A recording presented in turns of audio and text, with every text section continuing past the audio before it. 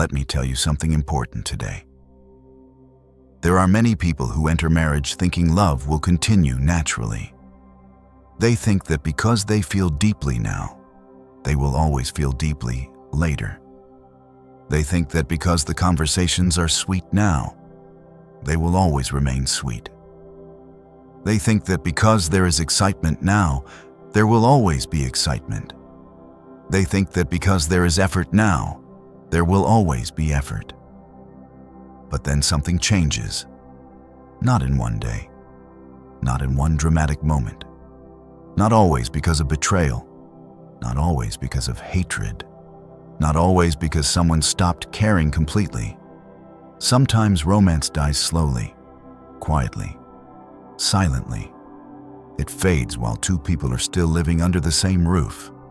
It fades while they are still sharing meals. It fades while they are still sleeping in the same room. It fades while, from the outside, the marriage still looks normal. And that is what makes it so painful.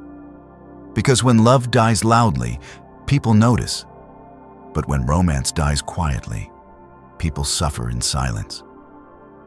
The wife feels it first in small things. The messages become dry. The compliments stop. The soft tone disappears. He still speaks, but it feels mechanical. He still comes home, but he does not arrive with warmth. He is there physically, but emotionally, he feels far. The husband feels it too. The lightness is gone. The laughter is less. The excitement in her voice is missing. The softness that once welcomed him now feels buried under tiredness, resentment, pressure, or emotional distance. And both of them start wondering things they do not always say out loud. What happened to us? How did we become like this? Where did the sweetness go? Why does this marriage feel more like duty than love? And there are people listening right now who know exactly what this feels like. They are not divorced. They are not strangers. But they no longer feel the warmth they once felt. If that is you, this message is for you.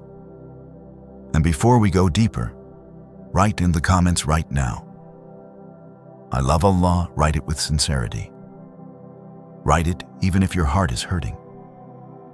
Write it even if your marriage feels heavy. Write it even if tears have visited you in silence. Because the one who created love is Allah. The one who can restore what feels broken is Allah.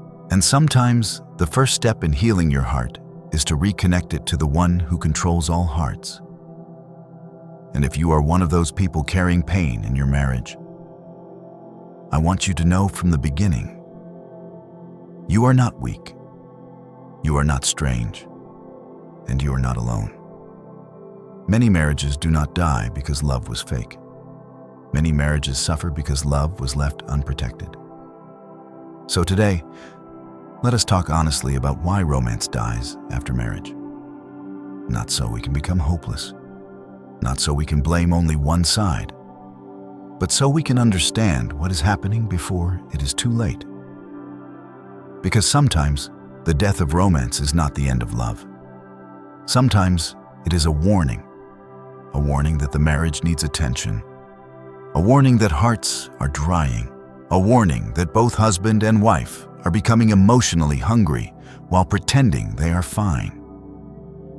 And if you understand the reasons, maybe you can begin to bring warmth back into what has become cold. One of the first reasons romance dies after marriage is familiarity without gratitude. At the beginning, everything feels special. The voice feels special. The messages feel special. The waiting feels special. The meeting feels special. The smile feels special. Why? Because what is new is often noticed more. But after marriage, what was once cherished can start to feel ordinary.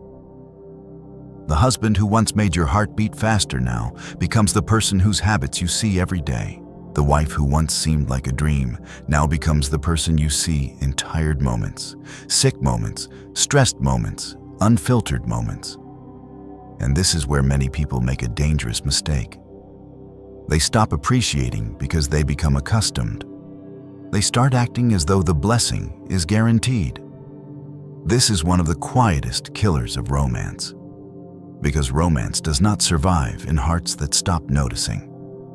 When you stop noticing your spouse, you stop valuing their presence. When you stop valuing their presence, your expressions become lazy. Your words become dry. Your appreciation becomes rare. And slowly the other person begins to feel unseen. Many wives are not dying for expensive gifts. They are dying for emotional noticing. Many husbands are not starving only for physical closeness. They are starving for being received with respect, softness, and emotional warmth. But familiarity can make people careless. You stop thanking. You stop praising. You stop smiling intentionally. You stop speaking beautifully. You stop trying. And the tragedy is that you often do not realize what you are doing. You think, we are married now, this is normal. Yes, comfort is normal. Routine is normal. But neglect should never become normal. A spouse is still an amana. A marriage is still a blessing. Love still needs to be fed even after the wedding.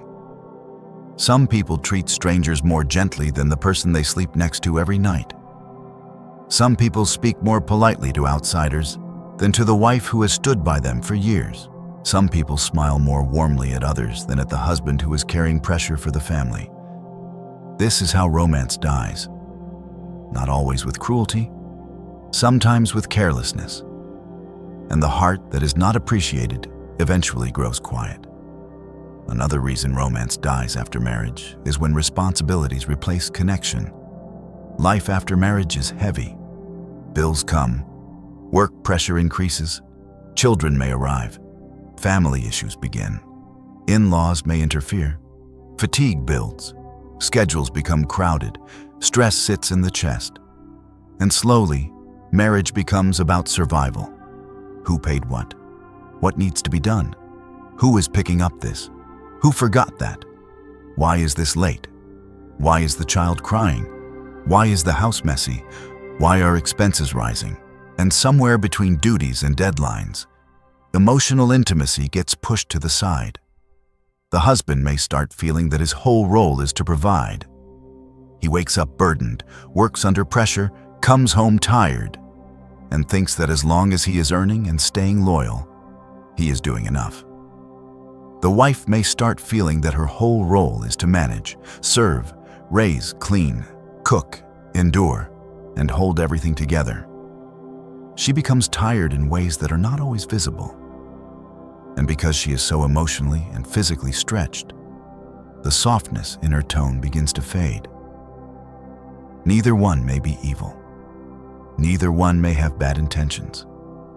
But both may be starving emotionally. The husband starts feeling unadmired. The wife starts feeling unloved. The home starts functioning. But the heart of the marriage starts drying. This is what happens when responsibilities are carried, but connection is neglected. A marriage cannot survive long on logistics alone. A home needs more than management. A marriage needs more than bills paid on time. A relationship needs more than shared space. It needs tenderness. It needs moments of intentional kindness. It needs time where the husband is not just a provider and the wife is not just a worker of the home. It needs reminders that they are two hearts, not just two exhausted people sharing responsibilities. And many people do not realize this until one day they look at each other and feel like roommates. Living together, functioning together, but not really connecting. And that is one of the saddest forms of emotional distance. Another reason romance dies is unhealed hurt. This is very important. Sometimes romance does not disappear because the people are too busy. Sometimes it disappears because pain was never resolved. A wife may smile less, not because she became cold by nature, but because her heart was wounded too many times and never properly held. a husband may become distant not because he stopped loving, but because repeated disrespect, criticism, or feeling unwanted slowly shut him down emotionally. Romance struggles to breathe in a heart full of unresolved pain. Maybe there were harsh words that were never truly apologized for. Maybe one spouse kept feeling ignored. Maybe one kept feeling judged. Maybe there was betrayal of trust, emotional neglect, humiliation, comparison, or loneliness that was never properly addressed. And people often make the mistake of thinking time alone heals these things. Not always. Sometimes time only covers the wound. It does not heal it, so the marriage continues. But the sweetness does not return, because the pain is still sitting there. And the hurting spouse often does something very human. They protect themselves. They stop opening fully. They stop being soft. They stop hoping too much. They stop expecting tenderness. They stop showing the vulnerable part of themselves. And then the other spouse says, "You changed." Yes, pain changes people. Repeated hurt changes people. Feeling unseen changes people. Feeling unloved changes people. Feeling constantly criticized changes people. This is why consoling people in pain matters so much. There are husbands who are hurting silently. There are wives who are hurting silently. And many of them are being called cold, difficult, or unromantic, when in reality they are emotionally bruised. So if you are listening and your marriage feels empty, do not only ask, "Why is there no romance?" Also ask, "What pain has been left unattended between us?" Because sometimes the path back to warmth begins with honesty about hurt. Romance also dies when one or both spouses stop speaking the language the other heart understands. Not everyone receives love the same way. Some need words, some need time, some need gentle touch, some need respect, some need being listened to, some need thoughtful acts, some need softness in tone. But after marriage, many couples assume instead of learning. The husband may think, "I work hard, so she should know I love her." But maybe she is starving for emotional words. The wife may think, "I serve the house and do everything, so he should know I care." But maybe he is starving for admiration, warmth, and being treated as emotionally important. Both may be loving in ways the other cannot feel properly. This creates a deep loneliness. Because one is giving, but the other is not receiving it in the language they need most. And eventually, frustration builds. The wife says, "You do not love me." The husband says, "After all I do, how can you say that?" The husband says, "You do not respect me." The wife says, "After all I do for you, how can you say that?" This is painful, because both may be sincere, but disconnected. Love is not only about intention, it is also about delivery. And marriage requires learning.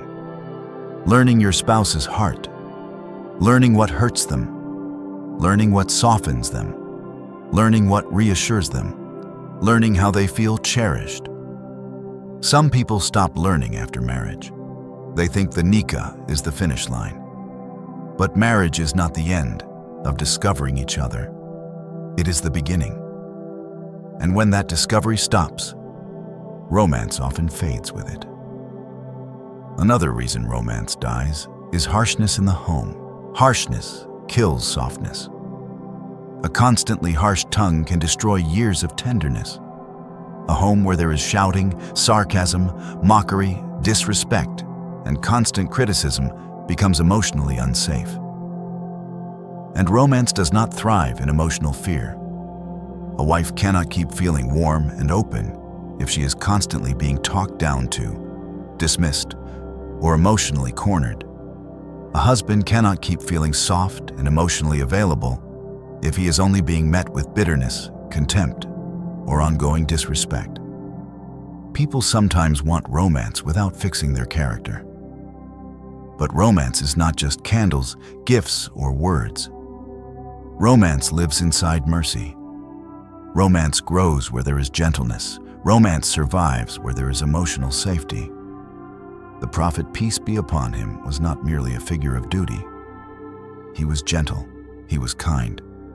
He smiled. He spoke with beauty. There was softness in his dealings. And this is something many marriages desperately need again, not performance, but gentleness.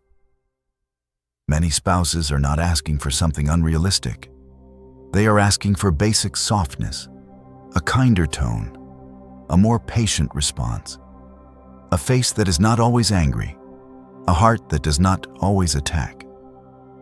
You cannot keep stabbing a heart and then wonder why it no longer opens to you the same way. If there is someone listening who has become harsh in marriage, return before the distance becomes deeper. And if you are someone who is suffering under harshness, may Allah ease your pain, heal your heart, and grant you wisdom and relief. Your pain is real, and Allah sees it fully. Romance also dies because of comparison. This is one of the diseases of our time. A wife compares her husband to another man online. A husband compares his wife to another woman online or in real life. Someone compares their marriage to posts, videos, captions, gifts, holidays, and carefully edited moments from other couples. And then real life begins to feel disappointing. This is unfair. You are comparing your private reality to someone else's public display. You are comparing a human being you live with in every condition to an image someone else has presented selectively. Comparison poisons gratitude. The husband's real effort becomes invisible because someone else looks more romantic. The wife's real sincerity becomes invisible because someone else looks more polished. And once comparison enters, contentment leaves. Then even the good starts feeling not good enough. A spouse stops being appreciated for who they are and begins being punished for not being someone else. This is a cruel way to live. Because no marriage can breathe when it is always being measured against another story. Your marriage needs work, yes. Improvement, yes. But it does not need comparison. It needs mercy. It needs dua. It needs effort. It needs shukr. And if your heart is always looking sideways, you will stop seeing the blessing in front of you. Another reason romance dies after marriage is when emotional needs are mocked, minimized, or ignored. This happens a lot. A wife expresses that she misses affection, and she is told she is childish, needy, or dramatic. A husband expresses that he feels unwanted, and he is told to stop acting weak or demanding. This is damaging. Emotional needs do not disappear because you mock them. They only go underground. And when needs go underground, resentment grows.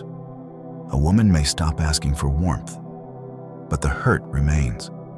A man may stop asking for respect and appreciation, but the emptiness remains. Then both become quieter, colder, more distant. Not because they no longer need love, but because they no longer feel safe asking for it. This is heartbreaking. Marriage should be the place where emotional needs can be expressed with dignity, not the place where they are laughed at. There are spouses who look strong outside and broken inside. They continue with life. They attend gatherings. They function, but deep down they are saying, I just want to feel loved again. I just want my spouse to see me. I just want warmth to return. If that is your pain, may Allah comfort you. May He send sakina into your heart. May He make your spouse more aware. May He put softness back into your home. And if you are the spouse listening who has been dismissing the other's emotional needs, do not wait until they stop asking completely. Silence is not always peace. Sometimes it is the burial place of hope. Romance also dies when people stop making intention for it. This is subtle but powerful. At the beginning, effort comes naturally. After marriage, effort must become intentional. You must intend kindness. You must intend softness. You must intend praise. You must intend time together. You must intend lightness. You must intend romance. Some people are waiting to feel like it before they act lovingly. But many times, feelings return after the action, not before it. A husband may need to intentionally put the phone down and truly listen. A wife may need to intentionally welcome him with softness despite the rush of the day. One may need to initiate a kind word. Another may need to restart humor. Another may need to apologize first. Another may need to bring back little moments that say, "You still matter to me." Romance rarely survives on autopilot. Love must be watered. Mercy must be practiced. Warmth must be protected. The people with the sweetest marriages are not always the people with the least problems. Often they are the people who refuse to let problems completely steal their tenderness. So what can be done when romance has already become weak? First, stop pretending the distance is normal if it is hurting both of you. Speak, not with blame, not with a speech full of accusations, but with honesty. Say, "I miss us." Say, "I feel distance." Say, "I want warmth back in our marriage." Say, "I do not want us to live like strangers." Second, start small. Do not wait for one huge magical change. A soft message, a kind smile, a thank you, a gentle touch, a respectful tone, a sincere compliment, a few minutes of real listening. Small acts repeated sincerely can reopen locked doors. Third, deal with hurt honestly. If pain has been buried, it needs air. It needs truth. It needs repentance, apology, patience, and effort. Fourth, make dua. Do not underestimate this. Allah can put love back where it was drying. Allah can soften the harsh. Allah can wake up the careless. Allah can heal what people thought was gone. And finally, remember this. Romance after marriage is not childish. It is not extra. It is not a luxury for only a few people. It is part of the mercy that makes a marriage feel alive. A spouse still needs warmth after the wedding. A heart still needs reassurance after the vows. A marriage still needs tenderness years later. Do not let culture make you emotionally dry. Do not let busyness make you emotionally absent. Do not let ego make you emotionally unreachable. Because some of the deepest regrets come when people realize too late that the person they stopped cherishing had been quietly longing for their love all along.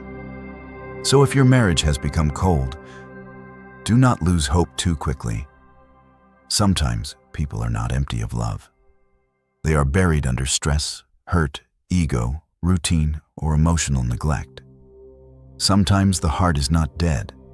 It is just tired. Sometimes romance did not disappear forever. It was just left hungry for too long. And to every wife who feels unseen, unheard, or no longer cherished, may Allah comfort you, strengthen you, and place love and dignity back into your life. To every husband who feels unappreciated, emotionally alone, or shut out in silence, may Allah ease your chest, guide your home, and return warmth to your marriage. To every couple who are still together but hurting quietly, may Allah not let your hearts drift so far apart that you can no longer find your way back. Nothing is too hard for Allah. He can restore what people thought was finished. He can soften what became hard. He can open what became closed. He can bring life back into what became routine. But someone has to care enough to begin. If this message touched your heart, then write in the comments, "I love Allah." Write it again at the end with sincerity. And if you are comfortable, share your story with wisdom and respect. There are people reading these comments who are hurting in silence. Your words may make them feel less alone. Your honesty may help someone realize that their pain is real, but hope is still possible. Your story may become a source of comfort for a wife who cries quietly at night, or a husband who feels emotionally forgotten. Let us build a community of believers who remind one another that marriage is not only duty, but mercy, not only responsibility, but tenderness, not only survival, but love for the sake of Allah. May Allah restore romance where it has died, soften hearts that have become distant, heal the pain that words never fully expressed. Ameen.